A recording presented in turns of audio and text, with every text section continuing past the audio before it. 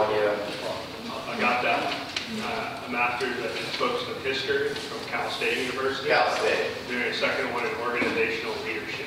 Organizational leadership. Okay, so that's great. So I'd like to introduce now and step back and introduce Ryan Murphy.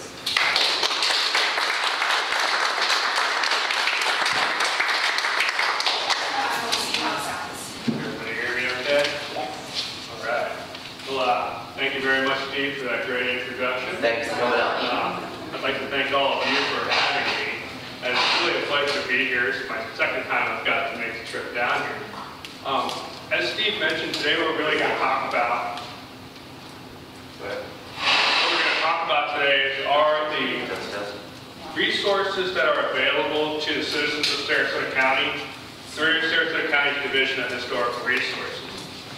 We're also going to delve into some of our advisory boards and the role that they play in guiding our historic preservation efforts throughout the county. We offer a variety of research services at Historical Resources. Everything from genealogy to obituaries, the list goes on and on. The historic structures and archaeological sites, we through our ordinances require, but also catalog, all of the cultural resource assessment surveys that have been done here in Sarasota County.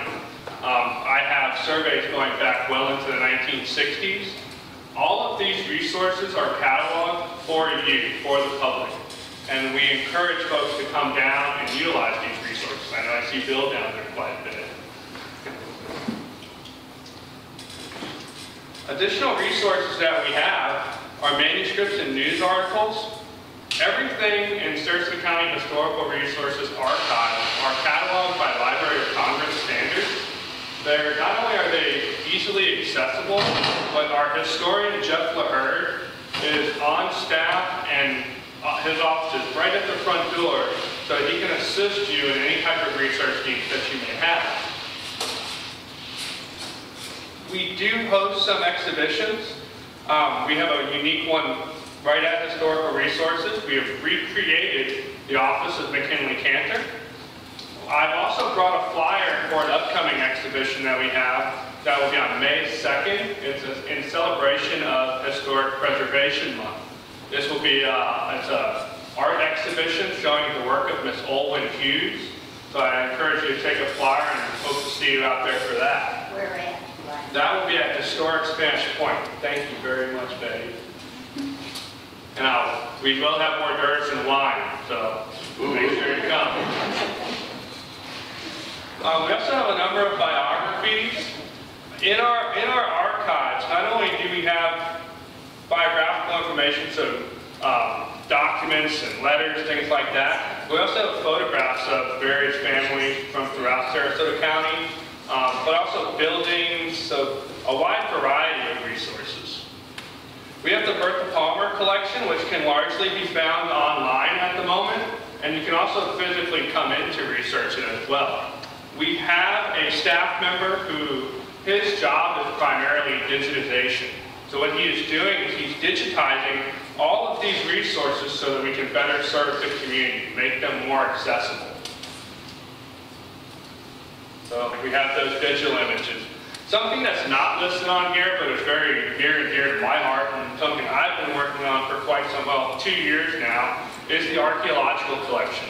We have an entire back room full of archaeological material that's been excavated really since 1960s on, but representing all of Sarasota County. The current process that we're going through is going back through every single bag of material, updating the bags, making sure all the appropriate information is there, but we're also assigning it into our database so that we can improve access for research for students, for the public, and we'll get into some of the research avenues that we've been pursuing with our local colleges as well.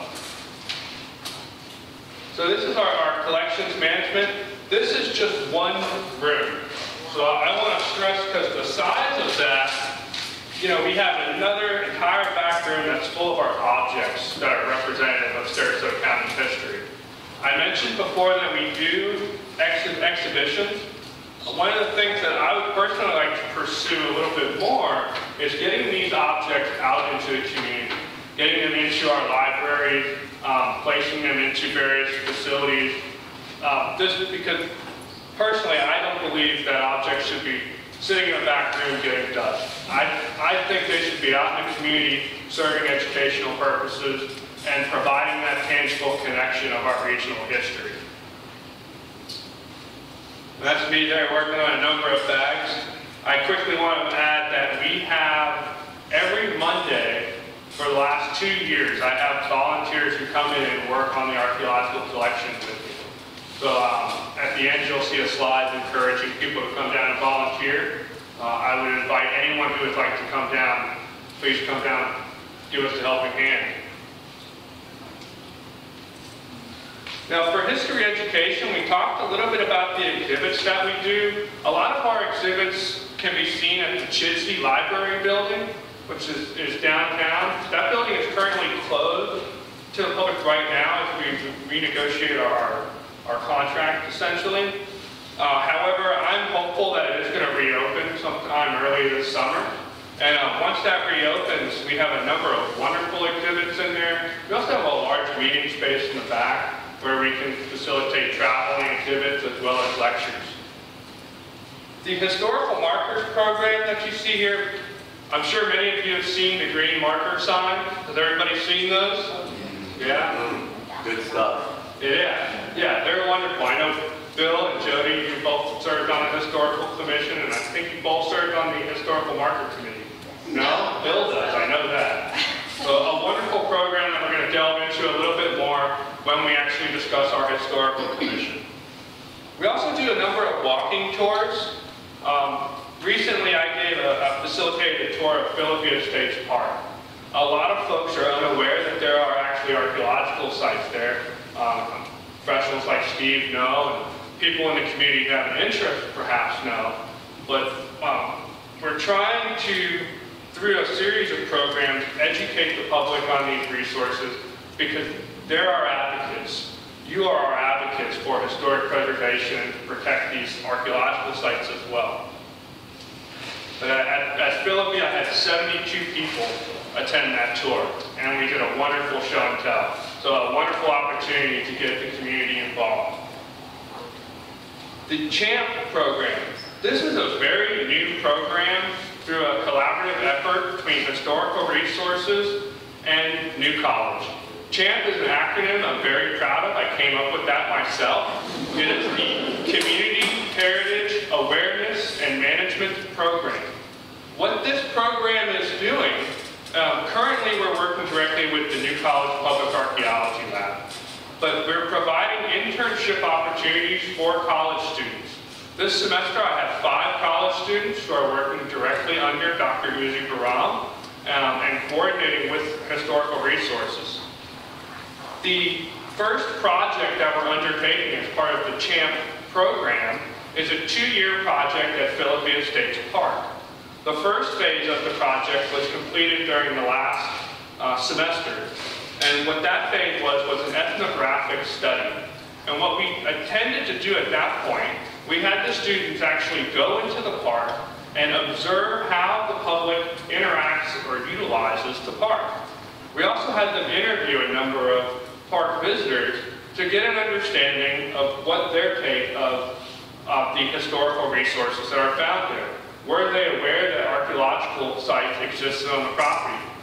It's easy to recognize the 1916 mansion that's there, but it's not so easy to recognize that there's a shell hidden right there, also a lithic scatter site. So we wanted to get the public's take on their knowledge of these resources. The current phase that we're doing is we're creating an extensive timeline of the history of the site, spanning all the way back to the late Archaic period, representative of through the lithic scatter component that is there. Just last week, the students attended the Philippi Farmers Market. They set up a booth, and what they were doing is educating anybody who wanted to have a conversation about the resources that are there at their park. Remember, this is a community park. We have these community parks throughout Sarasota County. We have wonderful places here in Northport. And these parts belong to the community. And so part of our job is to educate the community on the value. If we can educate the community on the value of these resources, they're going to work with us to protect them. In 2016, this project will culminate with new interpretive signs throughout the park. So this has been a wonderful opportunity, and will continue to be, for students to get some active, hands-on experience in the historic preservation and cultural resource management field. The students will be doing some small excavations out there in the spring of 2016. Another wonderful program that we have, and this is another collaboration directly with New College, the Water Atlas program. I'm sure some of you are familiar with the Water Atlas program. If you can go online and simply type in Sarasota County Water Atlas, and all of the oral histories that have been recorded will come up and you can actually watch them. What this is the students actually create documentaries. They come out into the community and they interview members of the community who have a unique perspective. They have been involved with this community. They know the history of the community. Betty was one of our participants. Steve was too. Yeah, Steve was one of our participants. So what this does is this really creates a wonderful record of our county's history, interpreted through people who know it best. And it provides wonderful opportunities for the students. Used in 1976 by the Sarasota County Board of County Commissioners.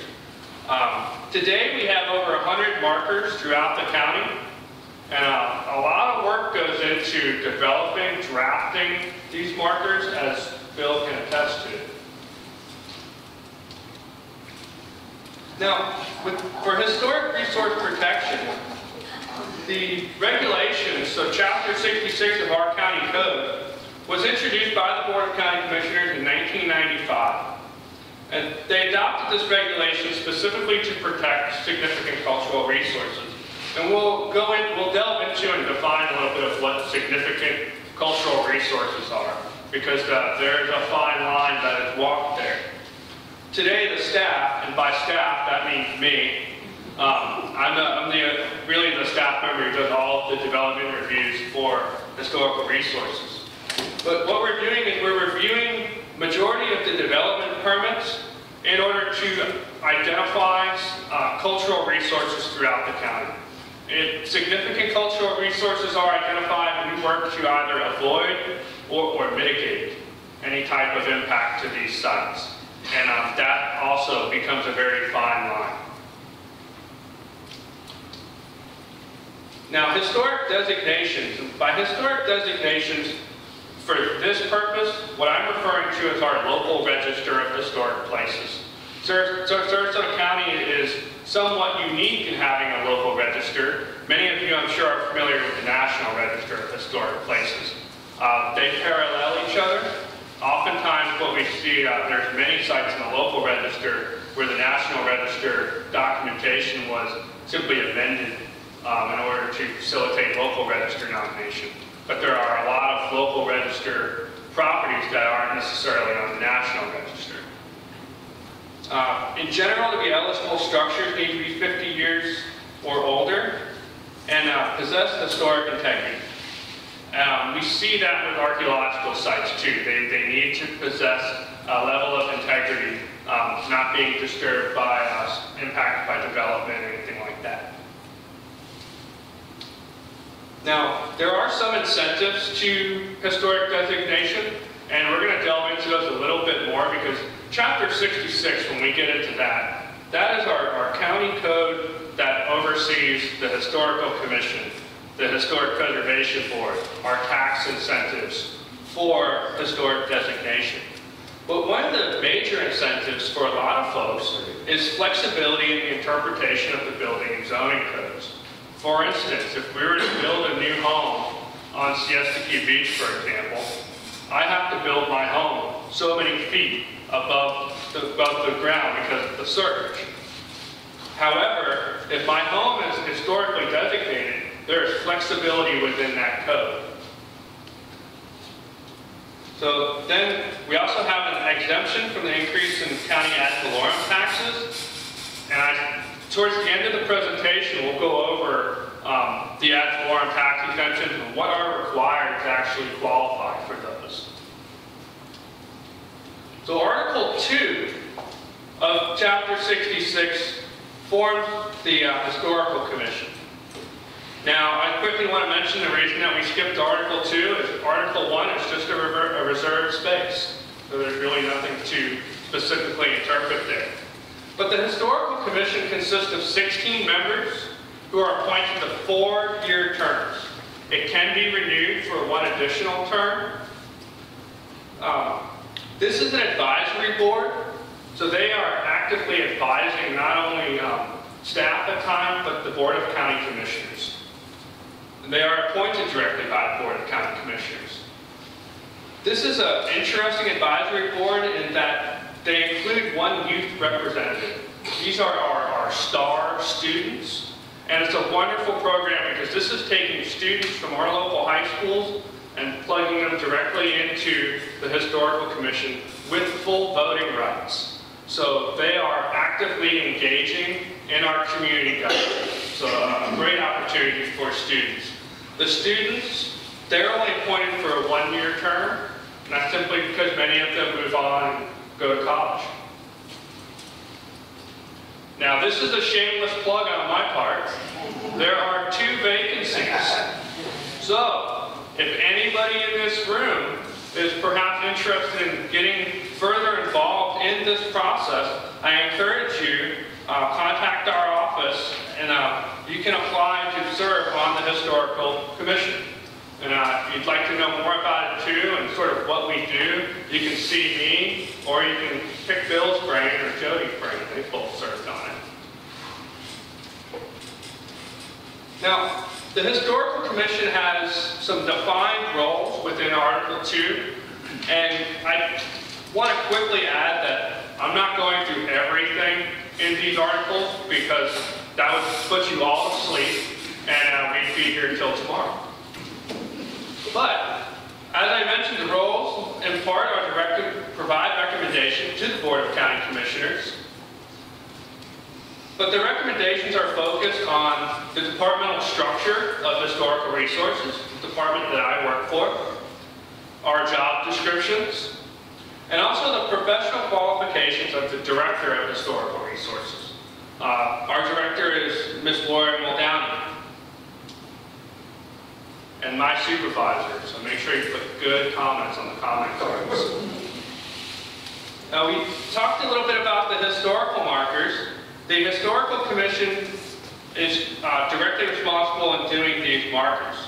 I mentioned earlier, this was adopted and approved by the Board of County Commissioners, and there are specific guidelines. So the Historical Commission is recommending and requesting from the County Commission to permanently mark historic sites. And as I mentioned, they draft and research the text. Now, here's the fun stuff. This is the nitty-gritty stuff that I get to do. So, historic and archaeological resource protection. So, what do I do in my infinite 20 hours a week that I'm with the county? I am reviewing applications for developments of regional impact. These are large communities that are going in. One good example would be the Palmer Ranch community. That was a massive DRI.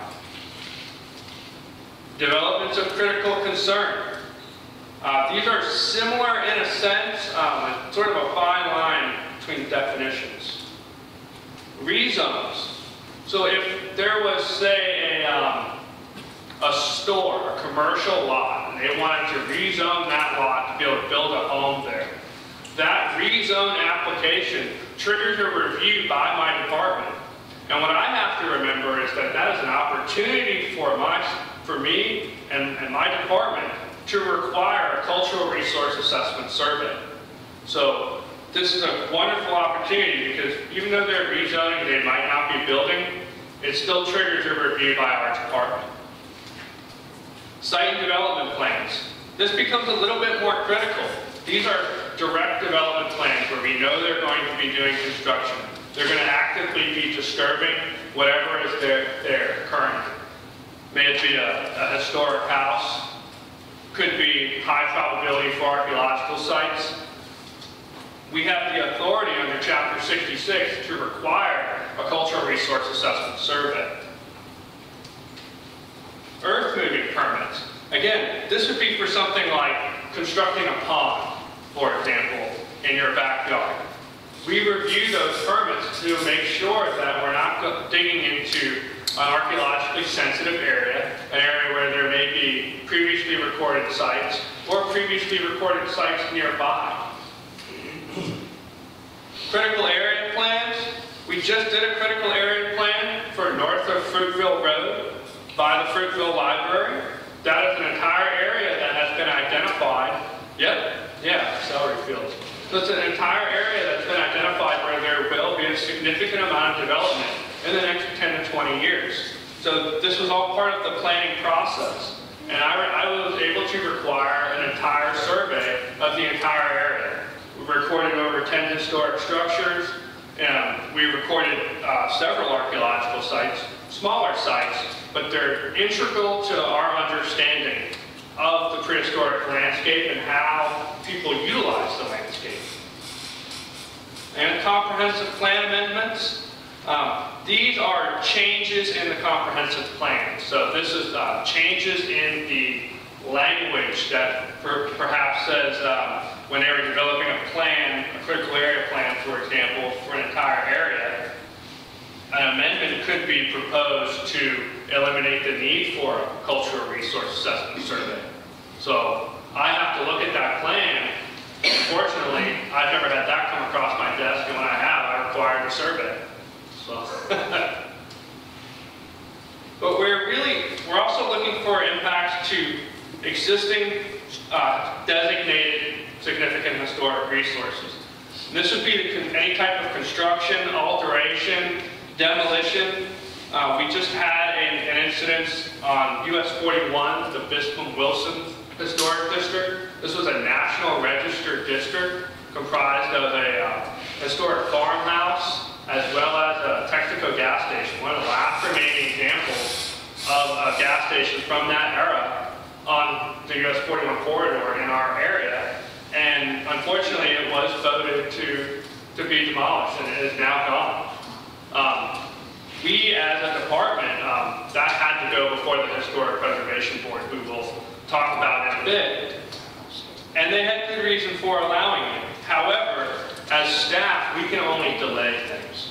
Our department only has the authority to delay a decision for up to 35 days, and the Historic Preservation Board can delay demolition, in particular, for up to 1 year. And then it becomes a legal battle. But also for tree removal, water, sewer, there's a whole list.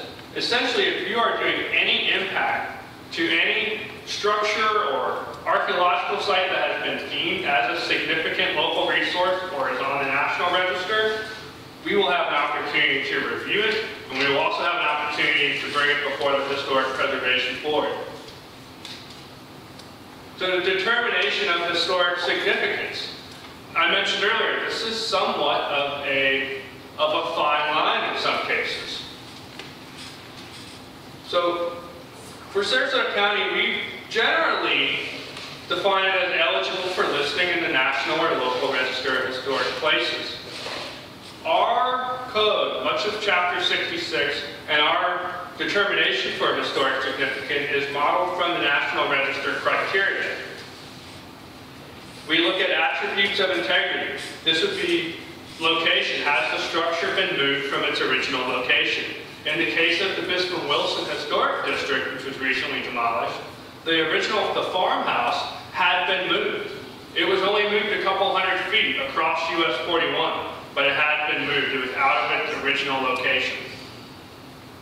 Things like design, setting, the materials that it's constructed from, workmanship, as well as a feeling and association. Within the National Register criteria, we also look to meet specific things: association with significant events and/or individuals. Does the property embody distinctive characteristics for the type? So the type of structure.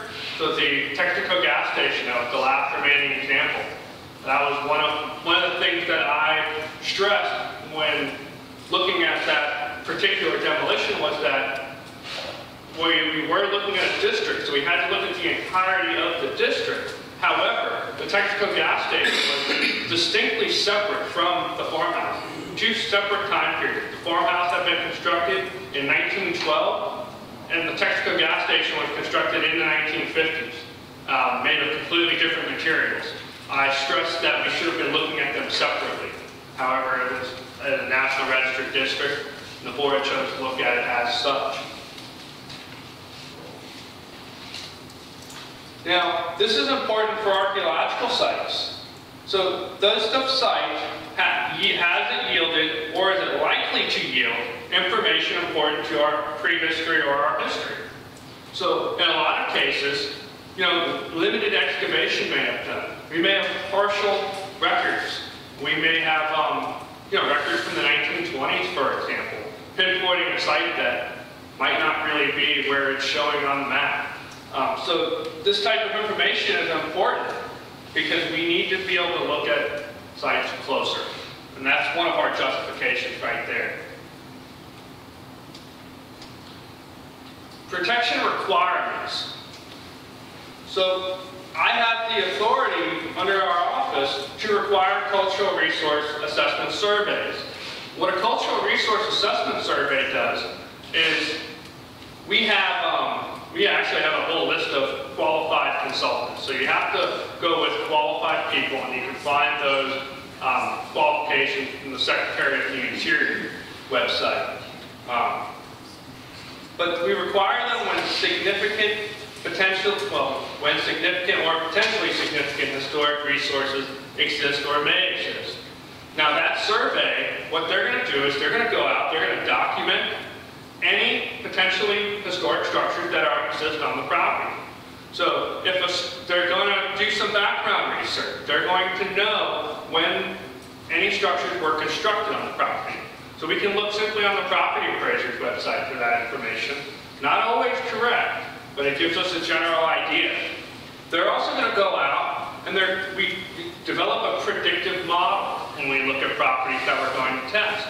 So they're going to do shovel testing, so they're going to dig roughly 1 meter down, a little over 3 feet, roughly 50 centimeters wide in diameter. They're going to also record the stratigraphy, or the different levels of the soil changes that you'll see as they dig these holes. All that material is going to be screened so that they can document and record any archaeological artifacts that may come out. This includes both historic material as well as prehistoric material. After the survey is done, the report is written and the consultant provides a recommendation if a site was discovered, if that site is eligible or potentially eligible for local or national listing. Now, I do want to quickly mention that the things that we look for in developing the methodology for these surveys are your soil typologies. We look for well-drained soil types. We look for things like elevated ridges. Those are going to be more higher probability area. We also look for things like access to fresh water, proximity to other known archaeological sites. So there are a number of things that come into play. Now, if historic resources are identified, there's a determination made by my boss, Lori, by our director, as to no effect or a potential adverse effect. That gives us an opportunity to consider alternatives to avoid, minimize, or mitigate. Now, when we consider avoiding a project, or minimizing, or mitigating, it has to be a practicable project alternative, which means it must not cause undue hardship on the use of the property. This is one of the reasons why we lost the Bisping-Wilson Historic District. That property had sat completely vacant, with the property owner being unable to actually access the property due to an ensuing legal battle. So what happened during that course of the 4-year period is the property deteriorated beyond the state of repair. I can tell you that the property owner was quite literally heartbroken over this. It was not something that he wanted to do. It was something that he really had no choice in the matter. It was a really unfortunate situation, but that's something that we have to look at. Now, as far as mitigation is concerned, this can include archaeological excavations, so perhaps going back in, doing a phase 2 or phase 3 survey, so doing a more intensive archaeological excavation. This could potentially include relocation of the structures. One of the things that we required from the applicant for the demolition of the Bispham-Wilson district was a structural engineer's report to determine if the structures could be removed, if they could be relocated to another location. The structural engineer's report identified the fact that the building would not sustain a move. It was structurally too degraded to be able to withstand such an event. Mitigation can come in a lot of forms. Architectural salvage, for example. There have been instances where we've worked with different private companies to actually, they go in and they salvage everything that they can. So there's a process in place. Which is Historic Resources Designation. Now our Historic Preservation Board, which I've kind of mentioned a little bit in passing so far, is composed of 7 members who serve 3-year terms. Here is my shameless plug again. I have 1 vacancy available at the end of June. The requirement for serving on the Historic Preservation Board is a background in real estate, land development, anthropology, archaeology, history. Can be actually a wide variety of backgrounds. The fact that you are in this room today and have an interest, I bet you meet one of those qualifications. So if anybody is interested in serving on our Historic Preservation Board, please let me know.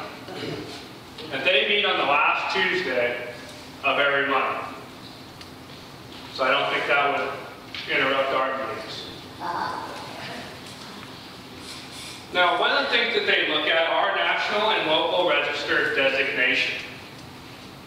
The nominations, they come in, there's a nomination form which is filed along with extensive documentation.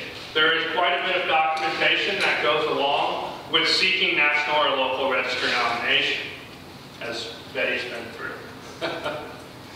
Now, these are reviewed during public hearing. We actually advertise this. The public is encouraged to come and provide comments.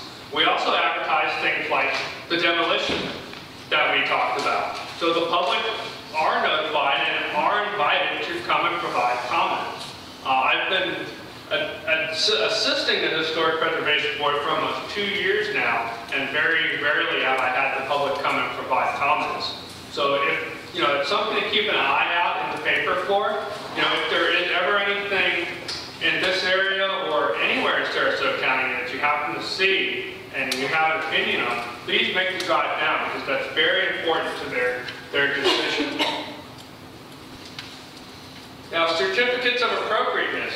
The board reviews this, and there's a process for this. We're going to delve into that a little bit more, because the certificates of appropriateness are very important.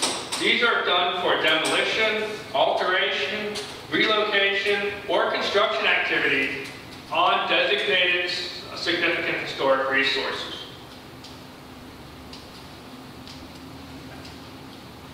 Now, the board looks at these certificates of appropriateness to ensure accordance with the Secretary of the Interior's standards for rehabilitation and guidelines for rehabilitating historic buildings. If anybody's interested in learning more about those guidelines, please let me know. I'll get your information and I'll send you those guidelines. I think it's very important for people to have a good understanding of what those mean. They're guided by historic character and aesthetic interest, plans for reuse and the effects of those plans on the character of the surrounding area. So what would occur here if we have a structure that is in a historic district, for example, and we're going to demolish one of those structures, what kind of impact is it going to have on the character of the district? We have a district in Nokomis known as the Sunrise Historic District. Now, that district was originally comprised of, well, since I've been here, it was 3 buildings. But one of those buildings has since been torn down. So we've been having this discussion of what happens if we have a historic district that eventually becomes comprised of one building. Because under the guidelines, if you're going to build on a lot, even if the structure has been demolished, you have to build with like materials and of an appearance that is consistent with the district. So that limits what can then be developed on that lot. So that's another thing that we had a discussion for the Bispham-Wilson Historic District.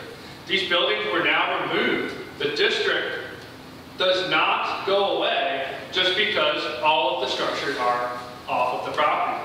You actually have to go through a de-designation process, which is similar to the process for designating. The board handled it in the fashion that they de-designated at the same time as they approved their certificate of appropriateness for demolition. But because this was a National Register district, the applicant had to then contact the National Park Service as well to actually file the de-designation. Now, I mentioned we looked at that structure to see the farmhouse, in particular for the Bispham-Wilson district, if it could be moved without significant damage. So that's one of the other things that guides any type of certificate of appropriateness, and that would really come into play under demolition.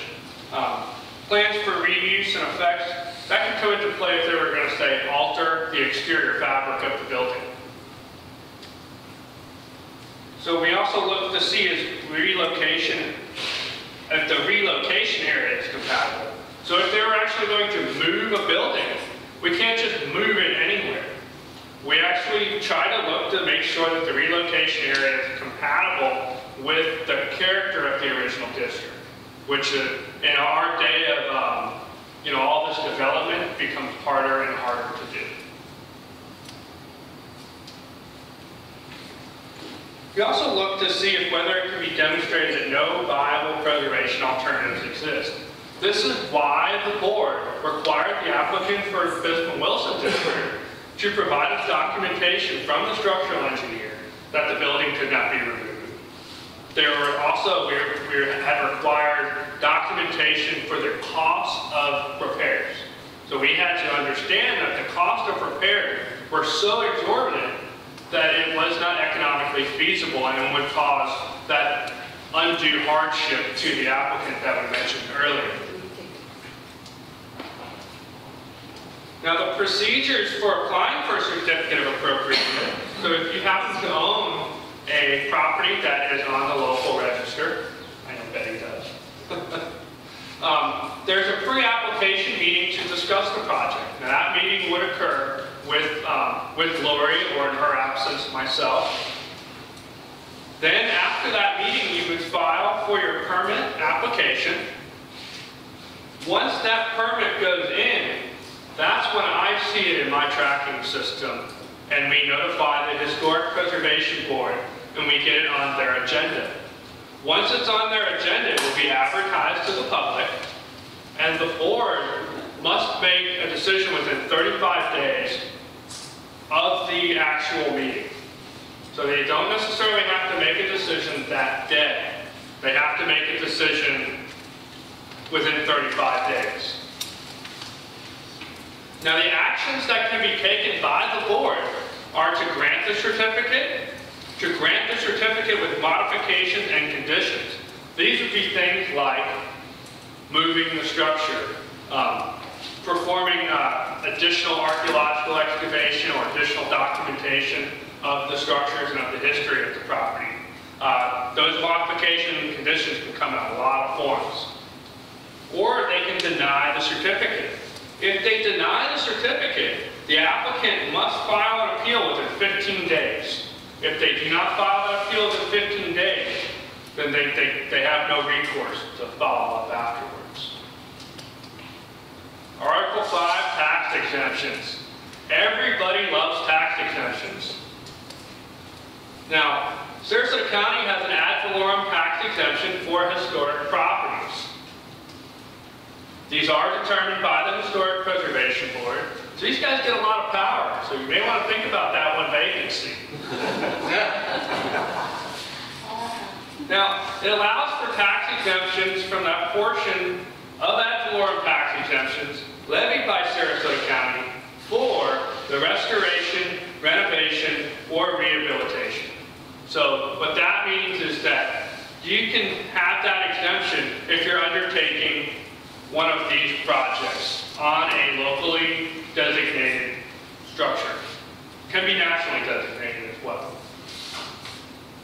But in order to do this, you must enter into a covenant agreement. This covenant agreement is only good for the period of exemption. So that tax exemption, that's not a lifetime tax exemption. That is designed to alleviate some of the costs and the burden of performing these restorations, renovations, or rehabilitations.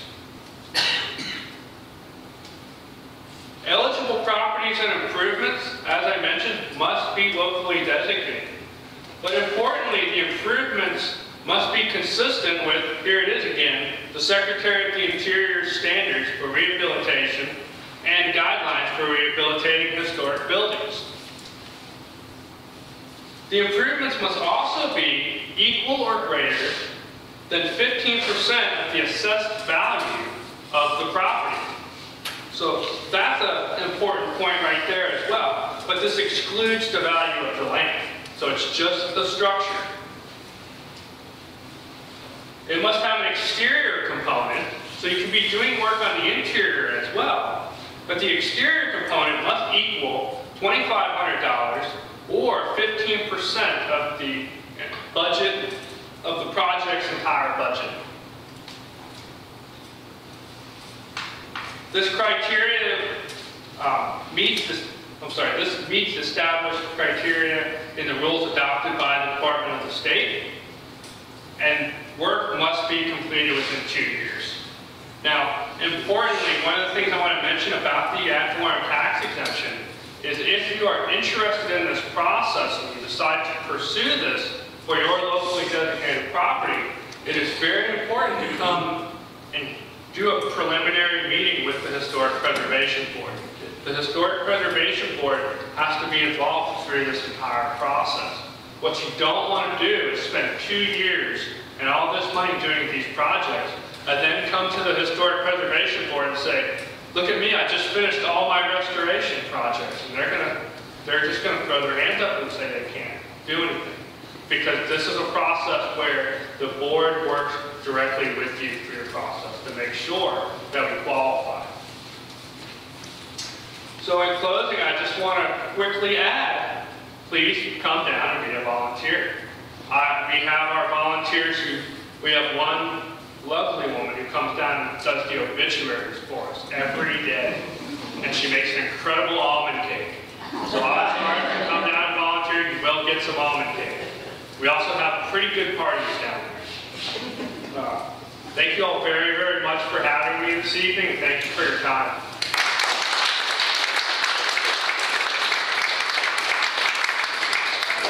Yeah, does anybody have any questions? No, I understand that you have no power over the city of nothing. That's correct. Our role at the Historical Resource is only for unincorporated Sarasota County. What that means is I have no authority to require a survey in the city of Northport, the city of Venice, the town of Wampo Key, or the city of Sarasota. Now, Sarasota County is a certified local government. What that means is we have adopted these regulations, which kind of mirror the state. So we're special in that we have not only adopted regulation, but we have our own staff to make these sort of judgments and decisions and go through the process.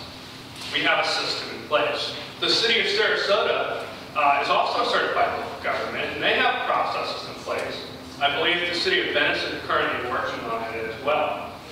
So, you know, that'd be something for the city of Northport to consider. Looking into that certified local government. Certified local government also means you get grant money. And everybody loves grant money. We're currently, June 1st is the deadline, so we'll be working on this all next month.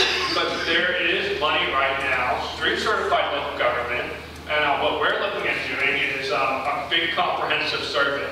So we're either going to update the coastal zone survey, which is the entire coastal areas of Sarasota County, documenting historic structure, documenting archaeological site, checking on previous sites and structures that were previously documented to determine the current condition. So it's really a big deal.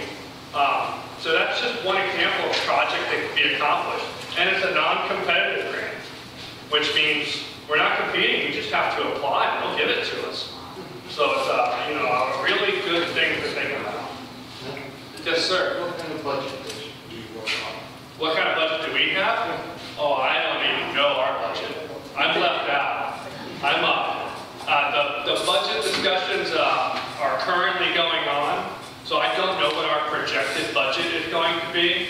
I can tell you that in the past couple of years, historical resources have had a really constrained budget, and that's really in part due to recovering from the economic recession that we've just experienced.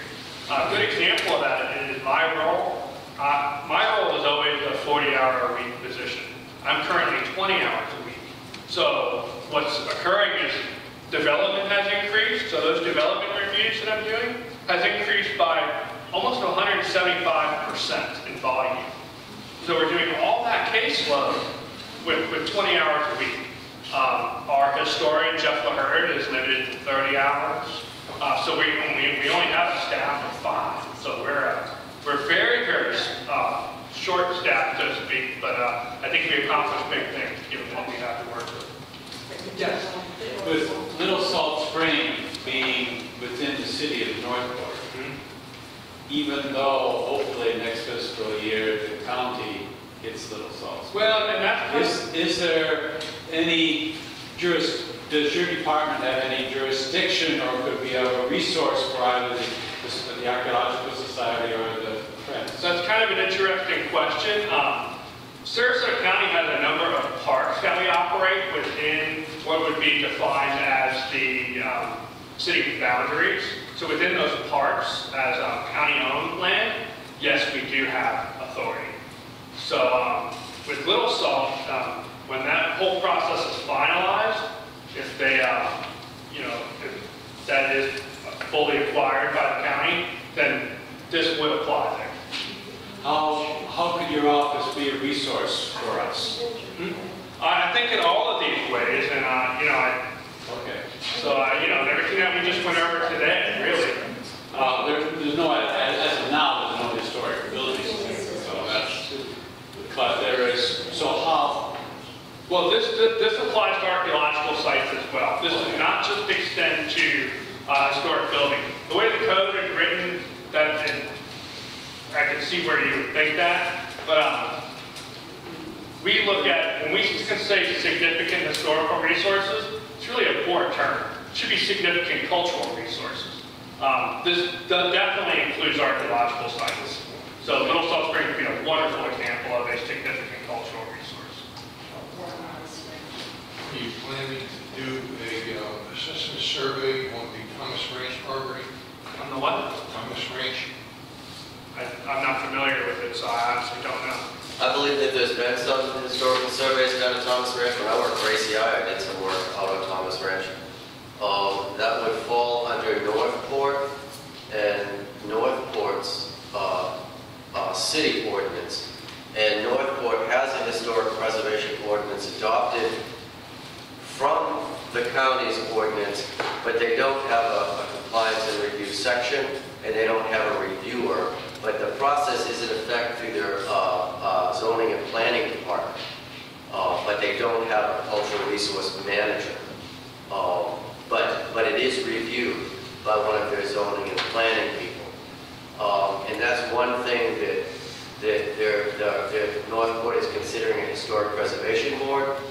And they also need to consider a part-time cultural resource manager in a compliance and review section, and as a consultant or as a city employee. And that's one reason why we had Ryan here today, to sort of get the community involved to understand what those implications are. Northport has an incredible value in regard to their cultural resources. And so we need to make people in Northport more and more aware. So it's nice to have everybody here tonight. It would be nice to have a couple of commissioners here, but this will be videoed and they can review it, and we can maybe have another meeting with them at some point. So that's great stuff. And I do want to also add, even though we don't necessarily have jurisdiction within the city limits, a lot of the cultural resource assessment surveys, I do have copies of. So Steve mentioned that you worked on the one for Common Ranch, is that what you were saying? So I have a copy of that. That was ACI. I mean, we did parcels of it. Taylor Ranch, Thomas Ranch. I get them confused now. This was And like I think a 15 portion of years Common ago. Ranch is actually within the county limits. So, I believe it was a county project. I believe it was before it was annexed by the city. So that's something, I can give you my card, and if you would like, I can look to see if I can find the survey, and I can share the survey with you if you're more than happy to do